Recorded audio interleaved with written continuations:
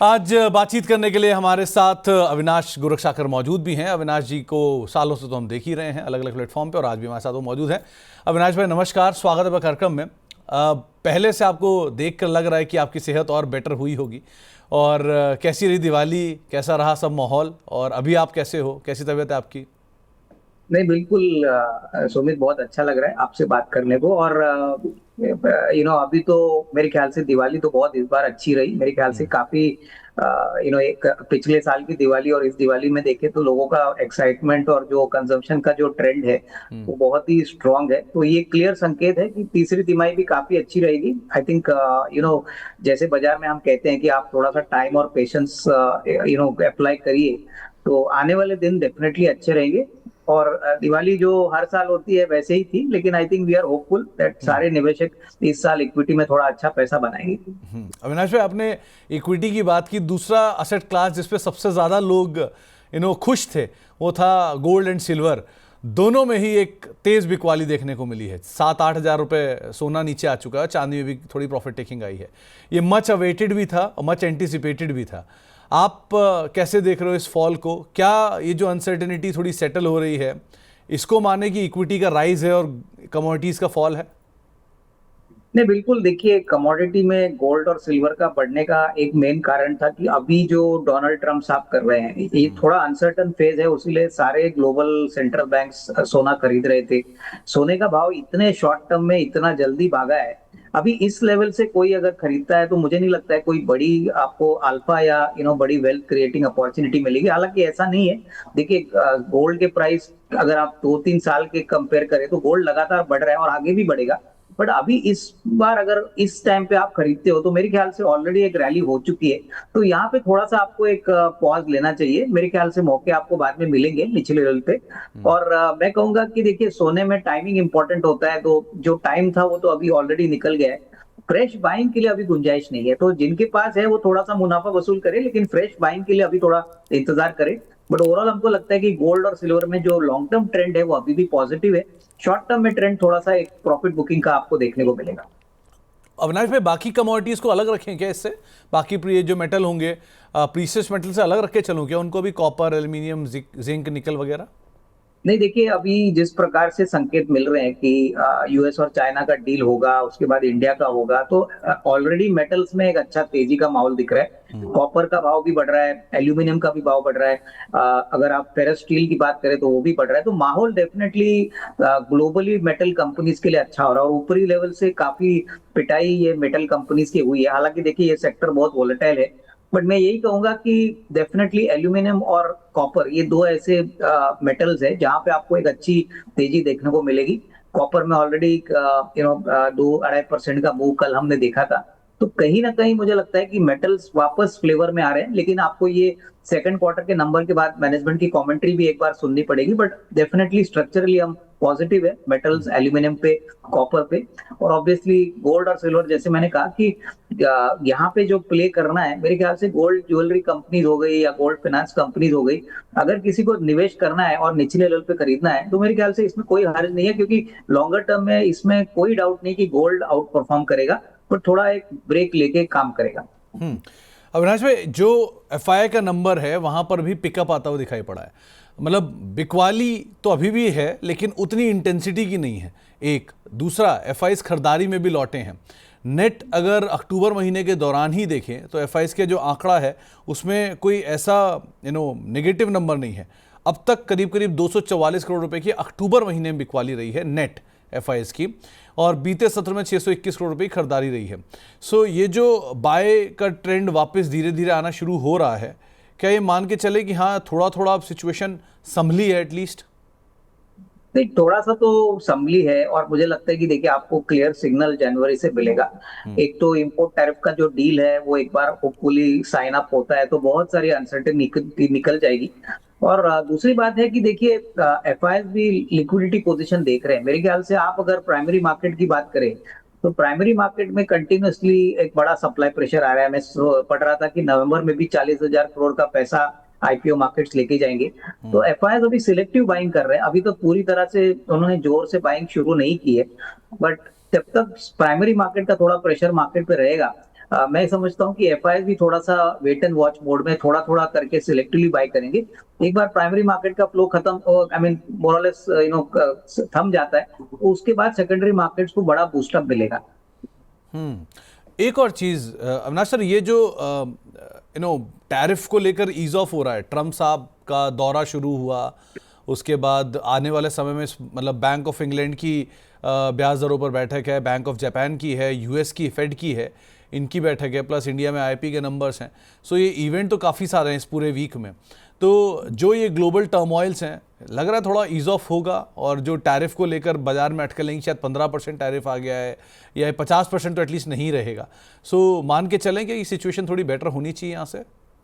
नहीं बिल्कुल, देखिए इस वीक में फेड की पॉलिसी मीटिंग भी है, उसके बाद हमारे आईएफपी आंकड़े हैं, उसके बाद ये इंपोर्ट टैरिफ का तो इशू अभी बहुत जल्द होने वाला है। अभी तो हमने ये भी सुना है कि चाइना की डील पहले होगी, उसके बाद शायद इंडिया की होगी। बट कहीं ना कहीं देखिए, इंडिया फॉर्मली एक बात ऑलरेडी कह चुका है कि वो ट्रेड डील अपने टर्म्स एंड कंडीशंस पे ही एग्री करेंगे। और मुझे लग रहा है कि हो सकता है कि नवंबर के एंड में we should be able to get good news. Expectation थी कि दिवाली में कुछ न्यूज आएगा, बट अगर ऐसा नहीं है तो नवंबर एंड में तो होपफुली लगता है कि इंडिया यूएस डील हो जाएगा। और ये मार्केट के लिए बहुत एक सेंटिमेंटली बड़ा बूस्टर है, क्योंकि देखिए इंटरेस्ट कट्स काटे गए हैं, जीएसटी के कट्स हो गए हैं, बारिश इस बार अच्छी है, तो सारे जो ट्रिगर्स है वो तो अभी पूरी तरह से प्ले आउट नहीं हो चुके।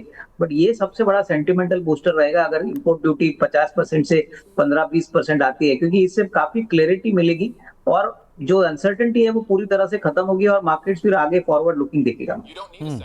एक और चीज़ अविनाश सर, जो बड़ी खबरें हैं, यानी कि ट्रिगर डोमेस्टिक फ्रंट पर जो चल रहा है, उसमें आता है अर्निंग्स। पहले तो सो फार जो अर्निंग आ रहे हैं उसमें कोटक के अर्निंग ठीक ठाक रहे, कोफोर्स के अर्निंग ठीक ठाक थे, रिलायंस के अर्निंग भी ठीक ठाक थे। सो अर्निंग से कितना सेटिस्फैक्शन अब तक आप ग्रैब कर पाए हो, जो नंबर्स आ रहे हैं कितने सेटिस्फैक्ट्री हैं, और लग रहा है कि Q2 प्लस Q3 के नंबर्स और बेटर होंगे, जीएसटी कट का पूरा इम्पैक्ट वहाँ दिखेगा। सो कैसे देखें हम नंबर्स को? नहीं बिल्कुल, देखिए आपने सही कहा कि नंबर्स उम्मीद से थोड़े से अच्छे आ गए हैं, बहुत कम नेगेटिव सरप्राइजेस आ गए। मेरे ख्याल से Q2 में तो जीएसटी का बेनिफिट तो पूरा आएगा नहीं, क्योंकि 22 सितंबर से जीएसटी के कट्स इंप्लीमेंट हो चुके थे। लेकिन आपने सही कहा कि Q3 में मुझे लगता है कि पूरी तरह से आपको फुल इम्पैक्ट देखने को मिलेगा। और जिस प्रकार की बाइंग ऑटो में हो गई है, जैसे मारुति ने कहा है कि एक धनतेरस वाले दिन पे उन्होंने 1 लाख गाड़ी बेची है, बाकी ऑटो कंपनीज ने भी बहुत अच्छा नंबर ऑटो में दिखाया है। महिंद्रा ने कहा है कि ट्रैक्टर सेल भी बहुत अच्छी तरह से पड़े हैं। तो कहीं ना कहीं देखिए, कंजम्पशन लेवल रिलेटेड जो भी सेक्टर्स है, जैसे एफएमसीजी हो गया, ऑटो हो गया, उसके बाद कंज्यूमर ड्यूरेबल्स, कंज्यूमर अप्लायंसेज हो गया, तो यहाँ पे डेफिनेटली बाइंग दिख रही है। और मुझे लग रहा है कि कहीं ना कहीं मार्केट शायद Q3 के नंबर्स अभी भी पूरी तरह से डाइजेस्ट नहीं कर पाया, अभी डिस्काउंट नहीं किए, तो अच्छे नंबर्स तो जरूर आएंगे। और ये एक अच्छा संकेत है कि corporate earnings finally Q2 Q1 के मुकाबले में डेफिनेटली अच्छा ही है और आगे मोमेंटम पॉजिटिव ही रहेगा। ओके, अब दो तीन खबरों पे ज़रा नज़र डालिए। पहला तो रिलायंस इंडस्ट्रीज़, क्योंकि ये एक ऐसे जंक्चर पे खड़ा है जहाँ पर बहुत सारी चीज़ें इसके इर्द गिर्द ही घूम रही हैं। इनका ऑयल का खरीद का कट करना वो इंडिकेट करता है, पहला साइन कि शायद डील हो जाए, क्योंकि इन्होंने बात कही हुई है कि इन्होंने अपनी ऑयल परचेज कम कर दी है। दूसरा, इन्होंने एक एआई को लेकर भी अपनी जेवी बनाई है। So Reliance Industries as a whole, क्योंकि ये बाजार को चलाने का ही पूरा सक्षम रखता है, दम रखता है, as a whole Reliance Industries को आप कैसा देख रहे हो? नहीं बिल्कुल पॉजिटिव है, क्योंकि देखिए सुमित, ये स्टॉक बहुत धीरे चलता है, लेकिन अगर आप एआई का भी उनका बिजनेस देखें तो मेटा के साथ उन्होंने ये टाई अप किया है, एआई में बहुत बड़ा इन्वेस्टमेंट ये प्लान कर रहे हैं। प्लस जामनगर में काफी बड़ा डेटा सेंटर भी बिल्ड कर रहे हैं।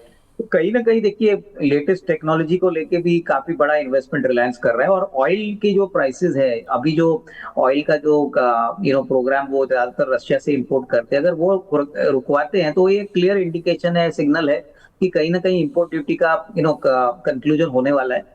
कैसे इनके मार्जिन पे इम्पैक्ट होगा वो अभी कहना मुश्किल है, क्योंकि अभी भी कोई बड़ा उछाल तेल की कीमतों में आया नहीं है। जब तक मिडिल ईस्ट और दूसरे कंट्रीज अपने सप्लाई के ऊपर कुछ कमेंट करते नहीं है, क्योंकि रशिया एक बहुत बड़ा ऑयल प्रोड्यूसर है, उसको अगर मार्केट से निकाला गया बिकॉज ऑफ सैंक्शंस, तो एक ही कंसर्न है कि ऑयल के प्राइसेस इतना जल्दी बढ़े ना, क्योंकि अगर वो बढ़ता है तो ऑब्वियसली उनके जीआरएम्स में कोई फर्क आ सकता है। बट ओवरऑल अभी लग तो नहीं रहा है कि इमीडिएटली कोई एक्शन होगा। बट स्ट्रक्चरली जिसको अभी भी खरीदना है रिलायंस, मेरे ख्याल से देखिए अगले 12-15 महीने का भी कोई अगर लेता है तो अगले साल होपफुली रिलायंस रिटेल का भी मेरे ख्याल से शायद वैल्यू अनलॉकिंग की बातें चलेगी, क्योंकि अभी जियो ऑलरेडी अनलॉक हो चुका है। जियो टेलीकॉम के लिए थोड़ा वक्त है, बट रिटेल बिजनेस के लिए उम्मीद है कि अगले साल मैनेजमेंट कुछ ना कुछ अनाउंस करेगी जहां पे पूरी तरह से वैल्यू अनलॉक हो।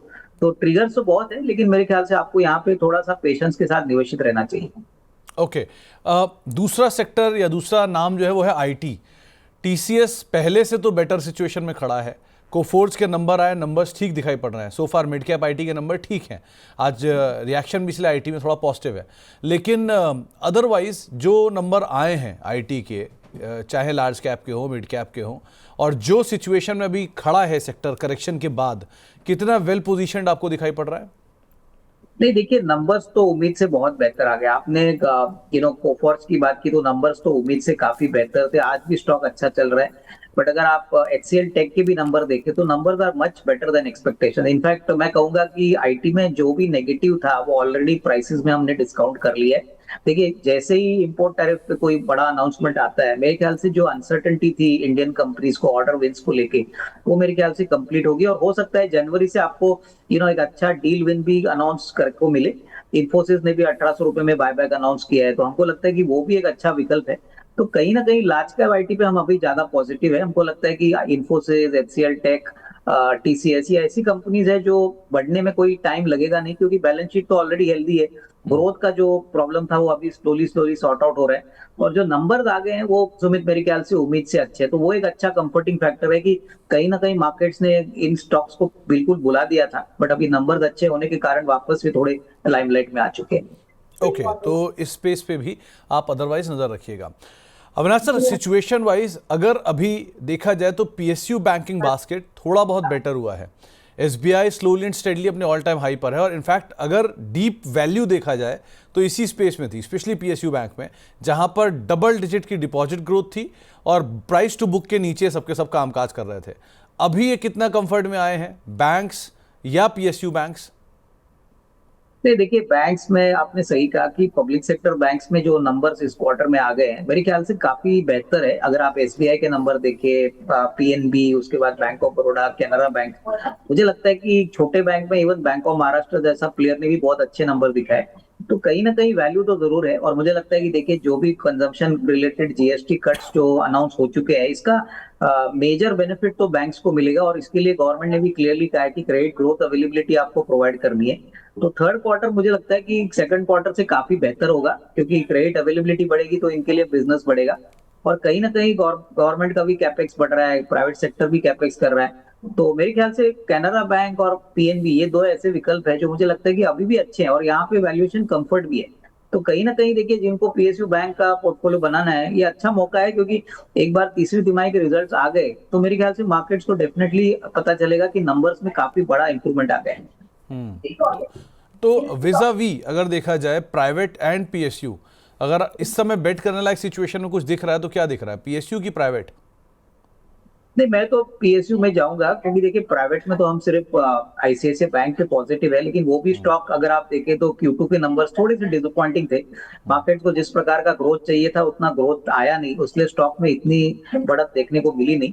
But PNB, Canara bank, bank of Baroda, मुझे लगता है कि ये थोड़े से बेटर प्रेफरेबल चॉइसेस होंगे, क्योंकि वैल्यूएशन कंफर्ट है, और यहाँ पे बेसिकली जो भी पार्टिसिपेशन है वो अभी भी पूरी तरह से इंस्टीट्यूशन या बड़े इन्वेस्टर्स ने किया नहीं है। तो यहाँ पे थोड़ा सा रनवे बड़ा है, तो PSU banks will be a better choice. एक अविनाश सर, ये आईपीओ मार्केट में क्या कहोगे कि ये हफ्ते भी दो बड़े आईपीओ आ रहे हैं। स्टड्स का आईपीओ आ रहा है, लेंसकार्ट का आईपीओ आ रहा है, और मुझे पता है आप आईपीओ को बहुत क्लोजली ट्रैक करते हो, from SME space to main board space. तो कैसे देख रहे हो इन आईपीओ में, कुछ है क्या दम, या अभी अवॉइड ही करें इनको हम? नहीं देखिए, मेरे ख्याल से अभी जो ट्रेंड चल रहा है, आपने भी देखा होगा कि आजकल आईपीओ मार्केट में लिस्टिंग का गेम तो बिल्कुल खत्म हो गया है। हाँ। और अगर आप एचडीबी फाइनेंशियल देखिए या पिछले आईपीओ देखिए, टाटा कैपिटल देखिए, तो कोई बड़ा लिस्टिंग गेन आया नहीं है। तो मैं कहूंगा, देखिए लेंसकार्ट में भी अगर आप वैल्यूएशन देखें तो काफी एक्सपेंसिव वैल्यूएशन है, और मेरे ख्याल से ऐसे कंपनीज में लॉन्ग टर्म ग्रोथ तो जरूर बनेगा, बट प्योरली आईपीओ मार्केट में अप्लाई करके कुछ पैसा बनाना, इसमें लगता नहीं कोई बड़ी अपॉर्चुनिटी है। स्टड्स की भी बात करें तो मुझे लगता है कि स्टड्स बहुत अच्छी कंपनी है जो हेलमेट्स बनाती है, और काफी समय से मार्केट एक्सपेक्ट कर रहा था इस आईपीओ को। तो मेरे ख्याल से मैंने यही कहूंगा निवेशकों को, पोस्ट लिस्टिंग अपॉर्चुनिटीज आपको मिलेगी।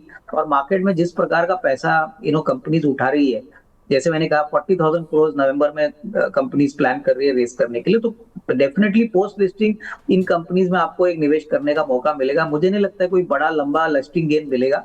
तो आपको थोड़ा सा सोच समझ के पैसा डालना है। आईपीओ में जल्दबाजी मत करिए, क्योंकि कंपनी बिल्कुल अच्छी है लेकिन वैल्यूएशन सस्ते नहीं है। और उसलिए मैं कहूंगा कि पोस्ट लिस्टिंग ही खरीदने के मौके ढूंढिए। ये सारी अच्छी कंपनी आपको थोड़ा सा रीजनेबली लोअर आईपीओ प्राइस से अगर मिलती है, तो फिर आपका आरओआई और भी अच्छा बनेगा। तो एक राय यहाँ पर भी आपको दी गई है। बाकी अगर सेक्टर स्पेसिफिक देखा जाए, क्योंकि एफएमसीजी एक ऐसा सेक्टर है जो आम तौर पे दिवाली या उसके बाद कंज्यूमर ड्यूरेबल एंड एफएमसीजी खपत रिलेटेड सेक्टर में तेज़ी आती है, और यहाँ पर बहुत समय से कुछ हुआ भी नहीं है। सो इसको आप कैसे रीड कर रहे हो? देखिए, एफएमसीजी में मुझे लगता है कि 22 सितंबर को जब ये जीएसटी कट्स अनाउंस हुए थे, तभी एक्सपेक्टेशन थी कि सेकंड क्वार्टर में कोई बड़ा इंप्रूवमेंट आएगा नहीं, क्योंकि आप भी जानते हो कि नॉर्मली जो डीलर होते हैं उनके पास पुराना स्टॉक होता है, उसको कंप्लीटली बेचने के पहले या उसको रिप्लेस करने के पहले वो नया स्टॉक बेचेंगे नहीं। तो मेरे ख्याल से ये जो क्वार्टर है, इसमें आपको पूरा इम्पैक्ट जीएसटी कट्स का देखने को नहीं मिलेगा। हालांकि देखिए, रूरल डिमांड भी अभी अच्छी बढ़ेगी, क्योंकि बारिश इस बार उम्मीद से काफी बेहतर है। तो तीसरी तिमाही में मुझे लगता है कि आपको एक अच्छा अपटिक वॉल्यूम ग्रोथ में देखेगा। जो लीवर के भी नंबर्स आ गए, उसमें भी उन्होंने कहा है मैनेजमेंट ने कि जो दिसंबर क्वार्टर रहेगा उसमें अच्छा ग्रोथ, वॉल्यूम ग्रोथ में देखने की वो पॉसिबिलिटी देखते हैं। तो काफी वेरियस विकल्प है, जैसे डाबर है, मरिको है, गोदरेज कंज्यूमर है। यहाँ पे काफी समय से स्टॉक्स चले नहीं है, पर मेरे ख्याल से अगर किसी को निवेश करना है तो ये समय अच्छा है, क्योंकि देखिए जब स्टॉक्स चलते नहीं है और थोड़ा सा स्लगिश होते हैं, तभी थोड़ा सा आपको खरीदने का मौका मिलता है। तो we are positive on FMCG sector, लेकिन ये थोड़ा धीरे चलने वाला सेक्टर है। तो यहाँ पे 6 to 8 मंथ्स का नजरिया रखे, आपको पहला टेलविंड अक्टूबर टू दिसंबर के नंबर्स में दिखाई देगा। तो अविनाश सर, जो सेक्टर या जो तेजी पकड़ चुके हैं शेयर, जैसे डाइवर्सिफाइड स्पेस में चलते हैं, भारतीय एयरटेल है, अपना नया हाई बना रहा है रोज बरोज, या एम है जो पीछे अपना नया हाई बना चुका है, इस तरह के शेयरों में क्या करें? देखिए, एमएनएम तो हमको अभी भी लगता है कि जिनको ऑटो सेक्टर पे एक्सपोजर लेना है, उनको एमएनएम को बिल्कुल क्लोजली वॉच करना चाहिए। थोड़ा सा अगर हो सके तो एसआईपी मोड में थोड़ा थोड़ा खरीद लीजिए, क्योंकि देखिए पहली बार तो उन्होंने ओपनली कहा है कि ट्रैक्टर सेल्स बहुत तेजी से बढ़े हैं, उनके लाइट कमर्शियल व्हीकल के सेल बढ़े हैं, ऑटो सेल्स भी अच्छे बढ़े हैं। तो कहीं ना कहीं देखिए उनका ऑटो पैक बहुत अच्छा चल रहा है। इलेक्ट्रिक व्हीकल का भी जो मॉडल उन्होंने लॉन्च किया है वो भी काफी अच्छा चल रहा है। और ये कंपनी खराब टाइम में भी, चैलेंजिंग टाइम में भी इन्होंने बहुत अच्छा नंबर दिखाया था। अगर आप टाटा मोटर्स देखिए, अशोक लेलैंड देखे, तो ये क्लियरली साइक्लिकल प्लेस है, बट महिंद्रा ने कंसिस्टेंसी मेंटेन की है। तो मुझे लग रहा है कि M&M is a very strong choice for the next 6 to 12 month. यहाँ पे अच्छी खासी आपको ग्रोथ मिलेगी। और रही बात अगर ऑटो कंपोनेंट्स की बात करें जो इनके लिए रिलेटेड है, तो ऑटो कंपोनेंट्स में मुझे लगता है काफी कंपनियां हैं, जैसे श्रीराम पिस्टन हो गया, सुंदरम फास्टनर्स है, लुमैक्स इंडस्ट्रीज है। यहाँ पे फोकस करिए, क्योंकि इनके नंबर्स भी मुझे लगता है कि अगले 2 क्वार्टर में बहुत ही दमदार आएंगे। और दूसरा स्टॉक कौन सा बोला था सुमित एक आपने? भारतीय एयरटेल एम के देखिए अलावा। हाँ, भारतीय एयरटेल मुझे लगता है कि देखिए टेलीकॉम सेक्टर में अपनी पोजीशन और भी स्ट्रॉन्ग कर रहे हैं। आप इनका अगर 5G रोल आउट देखो, अगर उनके फाइनेंशियल देखो, तो उम्मीद से बहुत बेहतर आ गए। और जो प्राइसिंग प्रेशर था आरपूस को लेके, वो अभी मेरे ख्याल से ओवरऑल खत्म हो चुका है। अभी डायरेक्टली तो सिर्फ 2 ही कंपनियां हैं जो अभी टेलीकॉम स्पेस में कॉम्पीट करती है। वोडाफोन की तो मेरे ख्याल से हालत काफी खराब है। तो मुझे लगता है कि टेलीकॉम एक बहुत ही अच्छा कंपाउंडर वाला स्टॉक हो सकता है। अगर आपका नजरिया 1.5-2 साल है, हालांकि देखिए वैल्यूएशन सस्ते नहीं है, बट मैं कहूंगा कि ऐसे कंपनीज में जिस प्रकार से टेलीकॉम पेनिट्रेशन इंडिया में, अच्छा ग्रोथ आपको आने वाले 6 to 12 मंथ में दिखना चाहिए। तो यहाँ पे भी गिरावट में अगर कोई अच्छा निचले लेवल मिलता है, तो उसको जरूर अपने पोर्टफोलियो में ऐड करना चाहिए। तो दोनों महिंद्रा और भारतीय टेलीकॉम, आई थिंक मेरे ख्याल से पोर्टफोलियो के अच्छे चॉइसेस रहेंगे। तो दोनों पोर्टफोलियो के लिहाज से बेटर चॉइसेस रहेंगी। एक बार ये कोटक महिंद्रा बैंक को और देखना अविनाश सर, इसके नंबर्स आए बहुत ही वो जो डिसीजन है बहुत स्प्रेड है। कुछ लोगों को नंबर्स ठीक दिख रहे हैं क्योंकि नंबर्स एनआईएम पे मिस हैं, पैट पे मिस हैं, बट ग्रॉस एनपीए नीचे आया है, वैसे अनुमान से बेटर है। सो कोटक महिंद्रा बैंक कैसा देख रहे हो आप इसको? और दूसरा ये जो बाकी दोनों पोस्टर बॉय हैं, एचडीएफसी और आईसीआईसीआई, इनको अभी क्या रीड करें? देखिए मेरे ख्याल से आईसीआईसीआई बैंक में तो नंबर्स ठीक ठाक आ गए थे, हालांकि ग्रोथ जैसे मैंने कहा जितनी एक्सपेक्ट थी उतनी आई नहीं है, लेकिन उन्होंने भी कहा है कि सेकंड हाफ को एक्सपेक्ट करते हैं कि अच्छा बाउंस बैक दिखेगा। कोटक बैंक की देखिए तो देखिए एक ही अच्छा बात इन क्वार्टर में थी कि एसेट क्वालिटी इंप्रूव हो चुकी है, हालांकि निम्स कम हो चुके हैं। और स्टैंड अलोन बेसिस पे तो मार्केट को अनुमान था कि मोरलेस एक तरीके का एक फ्लैट ही परफॉर्मेंस आएगा। जो कंसोलिडेटेड नंबर आ गया है वहां पे थोड़ा सा नेगेटिव सरप्राइज आ गया है। वहां पे उनका जो इंश्योरेंस कारोबार है वहां पे 30% का प्रॉफिट डीग्रोथ आया है। तो कहीं ना कहीं मार्केट को उम्मीद थी कि शायद कंसोलिडेटेड भी फ्लैट आए, जो आया नहीं। ऑलमोस्ट 16-17% डाउन था बाय बाय बेसिस पे। तो यहाँ पे मुझे लगता है कि आपको एक थोड़ा मौका कोटक बैंक को देना चाहिए, क्योंकि देखिए वेल मैनेज्ड बैंक है, एसेट क्वालिटी अच्छी है, उनका प्रोडक्ट का बुके भी काफी बड़ा है। तो इस लेवल से मुझे नहीं लगता है कोई बड़ी गिरावट आएगी, लेकिन कोई बड़ा एक्साइटमेंट भी इस सेकंड क्वार्टर में नहीं था। तो मोटा मोटी आई थिंक आपको एक दिसंबर के क्वार्टर के लिए इंतजार करना पड़ेगा, बट मुझे लगता है कि थर्ड क्वार्टर में अगर होपफुली नंबर अच्छे आते हैं तो यहाँ पे 23-2400 का फर्स्ट टारगेट पॉसिबल लग रहा है। तो सिचुएशन वाइज आपके सामने जो बैंक्स हैं, जिसपे स्पेशली कोटक महिंद्रा बैंक के नंबर्स आए, नंबर्स के बाद शुरुआत तो गैप डाउन हुई, लोअर लेवल से रिकवरी आई, लेकिन करीब करीब 1-1.5% नीचे ये कामकाज करता हुआ दिखाई पड़ रहा है। अविनाश सर, एक स्पेस पे और बात करना चाहूँगा, वो है हॉस्पिटल स्पेस। ये स्पेस है तो बढ़िया, लेकिन है भी महंगा। सो यहाँ पर कुछ आइडेंटिफाई कर पा रहे हो क्या कि या सब कुछ हाथ से निकल गया है, अभी अभी कुछ मत करो, दूर रहो, क्योंकि बहुत चला है ये सेक्टर और बहुत प्रॉमिसिंग भी है। सो क्या किया जाए यहाँ? नहीं, मेरे ख्याल से देखो यहाँ पे मैं यही कहूंगा कि हॉस्पिटल सेक्टर महंगा है और महंगा ही रहेगा, बिकॉज इसमें सभी को पता चला है कि आज जो भी हॉस्पिटल्स है वो स्पेशलिटी फोकस करते हैं, इनके पास काफी अच्छा डिमांड है। तो मैं कहूंगा कि देखिए हॉस्पिटल सेक्टर में हमको जो बड़े में तो ऑफकोर्स अपोलो हॉस्पिटल तो ब्लू चिप है, बट अगर छोटे में अगर कोई लेना चाहता है तो यथार्थ हॉस्पिटल एक अच्छा विकल्प हो सकता है। देखिए इसमें काफी बड़े अच्छे HNIs एंटर कर चुके हैं, ग्रोथ भी काफी अच्छा है, नॉर्थ इंडिया में इन्होंने अभी और एक नया हॉस्पिटल खोला है। तो कहीं ना कहीं मुझे लगता है कि आपको नजरिया कम से कम यहाँ पे 1.5-2 साल का रखना चाहिए, क्योंकि तभी आपका पैसा इधर बनेगा इन द शॉर्ट टर्म। जैसे आपने सही कहा कि वैल्यूएशन फेयर टू एक्सपेंसिव है, और ये कंपनी सारी ईवी टू इबिटा पे वैल्यू होती है, वहां पे भी मल्टीपल्स बढ़ गए हैं, क्योंकि कहीं ना कहीं मार्केट को पता चला है कि अच्छा क्वालिटी हॉस्पिटल होगा तो आने वाले 5-10 साल में ग्रोथ का कोई प्रॉब्लम नहीं है, डिमांड अच्छी है और गवर्नमेंट भी इस सेक्टर को प्रमोट कर रहा है। तो मेरे ख्याल से गिन चुन के ये दो तीन हॉस्पिटल स्टॉक पे फोकस करिए, और मुझे लगता है कि कभी भी मार्केट गिरता है कोई भी कारण से, गिरावट में करेक्शन में, तो ये एक ऐसा एवरग्रीन सेक्टर है जो अच्छा पैसा बना के देगा, प्रोवाइडेड आपका टाइम फ्रेम कम से कम 1.5-2 साल है। तो अविनाश सर, क्योंकि आप बहुत सारे छोटे हॉस्पिटल को भी ट्रैक करते हो, तो यहाँ कहीं है क्या किसी छोटे हॉस्पिटल में वैल्यू, मतलब मिड कैप स्मॉल कैप में कहीं अच्छा नाम? क्योंकि लार्ज कैप तो सारा महंगा है, मैक्स हुआ, फोर्टिस हुआ, जितने बड़े हॉस्पिटल थे बहुत भागे, और आप छोटे हॉस्पिटल को ट्रैक करते हो, मेरे को ये बात पता है। सो यहाँ कुछ अच्छा नाम? नहीं, फिलहाल तो देखिए हमने अभी का एज ऑफ नाउ तो लार्ज कैप हॉस्पिटल स्टॉक्स पे ही फोकस किया है, छोटे में तो अभी हमने कोई नया इनिशिएशन कवरेज किया नहीं है। लेकिन सुमित, मुझे लगता है कि देखिए बड़े हॉस्पिटल्स में सबसे बड़ी बात क्या होती है ना, कि क्वार्टर ऑन क्वार्टर वॉलेटिलिटी भी कम होती है, और मेरे ख्याल से कहीं ना कहीं मार्केट में बड़े साइज को लेके ही थोड़ा सा वैल्यूएशन कंफर्ट आता है। तो मैं यही कहूंगा कि देखिए प्राइस को मत देखिए, वैल्यू को देखिए, और यही आपके लिए अच्छी स्ट्रेटेजी बनेगी, क्योंकि ये एक ऐसा सेक्टर है जो गवर्नमेंट आने वाले 2-3 साल के लिए आगे लगातार प्रमोट और पुश करेगा। तो यहाँ पे कंफर्ट ज्यादा है। एक और चीज़, ये मेटल पे भी हमने बात की थी, तो प्रीशियस मेटल में तो ठीक है प्रॉफिट टेकिंग है, आपने कहा कि नॉर्मल जो बाकी मेटल है उनमें खरीदारी रहेगी। सो इस स्टोरी को प्ले करने के लिए हिंदुस्तान जिंक, टाटा स्टील, हिंडाल्को, ये कैसे दिख रहे हैं? नहीं, हिंडाल्को और टाटा स्टील तो डेफिनेटली अच्छे लग रहे हैं, बट मैं कहूंगा कि अगर आपको कॉपर प्ले करना है तो वेदांता है, हिंदुस्तान कॉपर है, क्योंकि देखिए मुझे लगता है कि तेजी जब आएगी तभी हिंदुस्तान कॉपर तो कंट्री का सबसे बड़ा कॉपर प्लेयर है। वेदांता के पास तो काफी वेल डाइवर्सिफाइड प्रोडक्ट मिक्स है। तो मैं कहूंगा कि थोड़ा थोड़ा करके यहाँ पे एक एंट्री जरूर निवेशकों को बनानी चाहिए, क्योंकि जैसे ही ग्लोबली ये इम्पोर्ट टैरिफ का मामला सुलझता है, मुझे लगता है कि ग्लोबली मेटल प्राइसेस बढ़ेंगे, और कहीं ना कहीं मुझे लगता है कि ये जो वैल्यूएशंस है वो बहुत ही कंफर्टिंग है, बहुत ऊपरी लेवल से गिर चुके हैं। तो अगर तीसरी तिमाही उम्मीद से बेहतर आती है तो आपको बहुत अच्छी छलांग एक शॉर्ट पीरियड में देखने को मिलेगी। हालांकि देखिए ये वोलेटाइल मार्केट है, तो आपको वो कॉशन लेके काम करना है, but Tata steel definitely looks attractive, उसके बाद हिंडाल्को और उसके बाद हिंदुस्तान कॉपर।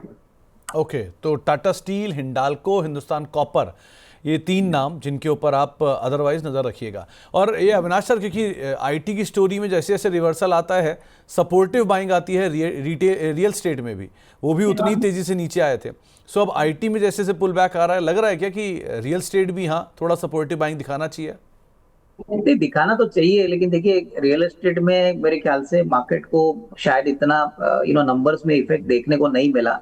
हालांकि यहाँ पे भी रेट कट्स हो गए हैं, डिमांड ग्राउंड लेवल पे काफी अच्छी है, तो यहाँ पे भी अच्छे विकल्प है, जैसे कि ओबेरॉय रियल्टी हो गया, अनंतराज हो गया। अनंतराज ने तो बहुत ही ऊपरी लेवल पे 1,000 करोड़ का क्यूआईपी किया, लेकिन स्टॉक अंडर परफॉर्म कर रहा है। बट ये मेरे ख्याल से मौके रहने चाहिए, क्योंकि देखिए ऐसे स्टॉक्स में थोड़ा टाइम जरूर लगता है, लेकिन ये सारी बहुत अच्छी कंपनियां हैं जो मुझे लगता है कि अगले साल 1.5 साल में अच्छे अर्निंग्स दिखाने की दमखम रखता है। तो definitely I think Oberoi realty हो गया, उसके बाद ये अनंतराज हो गया, ऐसी कंपनीज में जरूर फोकस करिए जहां पे विजिबिलिटी अच्छी है और जहां पे बैलेंस शीट भी स्ट्रांग है। तो मिड कैप आई है क्या कुछ इसमें? Mid cap, small cap real estate में जाएं, या फिर अभी लार्ज कैप यही सारे प्लेयर ओबेरॉय या डीएलएफ या ये बड़े लोधा, इन्हीं के साथ ही रहना चाहिए? नहीं, मेरे ख्याल से देखिए एक में लोढ़ा, आपने जो कहा हमको लोढ़ा पसंद है क्योंकि लोढ़ा बॉम्बे मार्केट में काफी बड़ा प्लेयर है। और दूसरा ये अनंतराज जो बहुत ही अच्छा कॉम्बिनेशन आपको रियल एस्टेट और डेटा सेंटर का देता है। मुझे लगता है कि देखिए 1.5-2 साल अगर कोई यहाँ पे निवेशित रहता है तो data centre business can overtake real estate business, और वो बहुत प्रॉफिटेबल धंधा है। तो कहीं ना कहीं देखिए आपको प्रॉपरली स्टॉक सिलेक्शन करके अपना फोकस बना के फ्यू कंपनीज में निवेश करना है, और मार्केट आपको बहुत मौके देगा, ऐसा नहीं कि नहीं देगा, बट आपको थोड़ा सा सिलेक्टिव रहना पड़ेगा, क्योंकि सारे रियल एस्टेट कंपनी शायद इतना जल्दी ना भागे। तो सिलेक्टिवली एक दो कंपनीज पे पहला मुझे लगता है पैसा निवेश करिए, जैसे जैसे तीसरे तिमाही के रिजल्ट्स आएंगे उसके बाद थोड़ा और कॉन्फिडेंस आएगा। तो शायद यहाँ पर एक अच्छे पिकअप गोइंग फॉरवर्ड आता हुआ दिखाई पड़ सकता है। अभी के लिए कोई स्टॉक या सेक्टर जिसको आप लग रहा है कि हाँ ये वेल पोजीशनड है, अगर मुझे लॉन्ग साइड जाना हो तो यहाँ कंफर्ट दिख रहा है, कोई स्टॉक या कोई भी सेक्टर? देखिए पावर में ट्रांसमिशन और डिस्ट्रीब्यूशन को लेके एक दो कंपनीज है जो मुझे लगता है कि बहुत ही सॉलिड कंपनीज है। एक तो ट्रांसटेल लाइटिंग जो काफी पहले पब्लिक इशू आई थी, तो ये करीबन 750 का लेवल है, यहाँ पे भी 4,500 का ऑर्डर बुक है। इस साल कम से कम 400 करोड़ का प्रॉफिट आएगा। और दूसरी आरपीजी ग्रुप कंपनी जो टीएनडी स्पेस में बहुत बड़ा काम कर रही है, दैट इज केईसी, ये भी 850 845 में चल रहा है। देखिए ऐसे स्टॉक्स में जब ब्रेकआउट आता है तब बहुत तेजी से आता है। यहाँ पे कंपनी के पास 40,000 करोड़ के ऑर्डर है, इस साल 600 करोड़ का प्रॉफिट आएगा। बहुत ही बेहतरीन टीएनडी स्पेस में ये काम करते हैं, और रेलवेज, फिर उसके बाद इलेक्ट्रिफिकेशन में काम है। तो कहीं ना कहीं देखिए इसमें थोड़ा थोड़ा निवेश करिए। हालांकि ये स्टॉक्स कंसोलिडेट कर रहे हैं, लेकिन जब ब्रेकआउट आएगा तो यहाँ से मुझे लगता है बहुत अच्छा नंबर आएगा। इनफैक्ट ट्रांसटेल में हमारा टारगेट प्राइस करीबन 900 रुपया है, और केईसी की बात करें तो करीबन 1100 रुपया का। तो आपको एक अच्छा खासा अपसाइड मिलेगा आपके पेशेंस के लिए। बट ये थोड़ा सा आपको बाय एंड होल्ड का मामला है, और नंबर्स आएंगे उसके बाद कमेंट्री आएगी और अगले साल का आउटलुक पता चलेगा, तो मार्केट इस लेवल पे जरूर थोड़ा सा और इनको रेट करेंगे। तो एक बात देखो अविनाश सर, आपने ये की वैल्यू चेन की बात की, तो पावर में डायरेक्ट पावर प्ले की, पावर बहुत बड़ा सेक्टर है, रिन्यूएबल की कंपनियां अलग हैं, जनरेशन की कंपनियां अलग हैं, डिस्ट्रीब्यूशन की कंपनियां अलग हैं, प्लस ये जो वैल्यू चेन की कंपनियां ये अलग हैं। सो इस स्पेस पे आप कैसे पोजीशनड हो, बाय मतलब डिस्ट्रीब्यूटर में कैसे, या जनरेशन में किस पे प्रेफरेबल हो, रिन्यूएबल में जाओगे कि कोल थर्मल में जाओगे, कैसे देख रहे हो इसको? नहीं, हमारे मानने से तो देखिए पावर जनरेशन में तो आपको टाटा पावर या अडानी पावर, ये बड़े कंपनीज में जरूर एक थोड़ा पोजीशन लेना चाहिए। लेकिन डिस्ट्रीब्यूशन और फाइनेंसिंग ये भी बहुत बड़े विकल्प है। जैसे अगर डिस्ट्रीब्यूशन की बात करें तो मैंने आपको केईसी इंटरनेशनल बोला, उसके बाद अगर फाइनेंसिंग की बात करें तो पीएफसी है, आरईसी है, ये भी कंपनियां हैं जो मुझे लगता है बहुत अच्छा काम करेगी। तो कहीं ना कहीं मुझे लगता है कि देखिए थर्मल एनर्जी को लेके ये दो तीन विकल्प है। अगर क्लियरली आप सोलर की बात करें तो मुझे लगता है कि जो इंटीग्रेटेड प्लेयर्स है तो वहां पे फोकस करना चाहिए, क्योंकि लग तो नहीं रहा है कि सोलर में कोई प्रॉब्लम है। देखिए अगर वारी का नंबर आप देखो या एल्पेक्स सोलर का देखो, सारे कंपनी बहुत बड़ी ऑर्डर बुक पे बैठे। इनफैक्ट मैं कल पढ़ रहा था कि विक्रम सोलर को भी करीबन 350-400 करोड़ का नया ऑर्डर मिला है।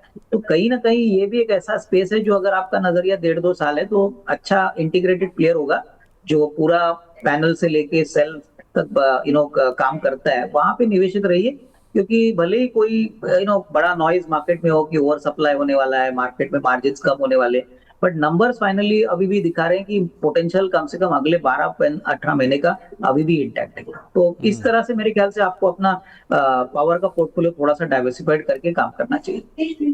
ओके, तो पावर के पोर्टफोलियो में थोड़ा डाइवर्सिफिकेशन की ज़रूरत है। यहाँ पर सिचुएशन अलग अलग दिख रही है। एक ये पीएफसी, आरईसी और आयरेडा, ये और आप देख लो ज़रा, क्योंकि पीएफसी आरईसी दोनों में वैल्यूएशन कंफर्ट वहीं आ गया जहाँ से चले थे। 3 के पी से चल के 30 के पी तक गए थे, वापस 30 के पी से सरक के 3 के पी पे आ गए। और प्लस आयरेडा नंबर्स ठीक हैं, स्टेबल हैं और है भी वेल पोजीशन। तो ये जो पावर फाइनेंसिंग के ये 3 प्लेयर हैं, इनको आप कैसे रीड कर रहे हो? तो देखिए, इरडा और पावर फाइनेंस कॉर्पोरेशन, जैसे मैंने कहा कि इनके लिए भी रनवे काफी बड़ा है, क्योंकि ओवरऑल पावर जनरेशन की जो इन्वेस्टमेंट है, कैपेसिटी है, वो अगले कंट्री में 5 और 10 साल में काफी बढ़ेगी। इरडा में भी अगर हम देखें तो नंबर्स हो सकता है क्वार्टर ऑन क्वार्टर इतने अच्छे नहीं है, लेकिन इनकी जो पेंडिंग ऑर्डर बुक है और जो रनवे है वो काफी बड़ा है। तो यहाँ पे मैं यही कहूंगा कि जिनको प्योरली मोमेंटम पे खेलना है उनको इसको अवॉइड करना चाहिए, लेकिन अगर मान के चलिए आपके पास 12-15 महीने का टाइम फ्रेम है तो इरडा एक अच्छा विकल्प हो सकता है। इसमें कोई डाउट नहीं कि कंपनी बहुत अच्छा काम कर रही है। रिन्यूएबल स्पेस में जो फंडिंग की रिक्वायरमेंट्स है वो अभी भी काफी हेल्दी है। तो थोड़ा सा स्लो मूवर्स होंगे compare to distribution, but definitely इसमें अच्छा ग्रोथ पोटेंशियल है। अविनाश सर, आप कार्यक्रम में शामिल हुए, आपका बहुत बहुत शुक्रिया। कोई डिस्क्लेमर जाने से पहले? नहीं, इनफैक्ट सुमित, जो भी स्टॉक्स हमने आज बात की है हो सकता है हमारे क्लाइंटों के पास हो, पर्सनल लेवल पे मेरी कोई पोजीशन इन शेयर्स में नहीं।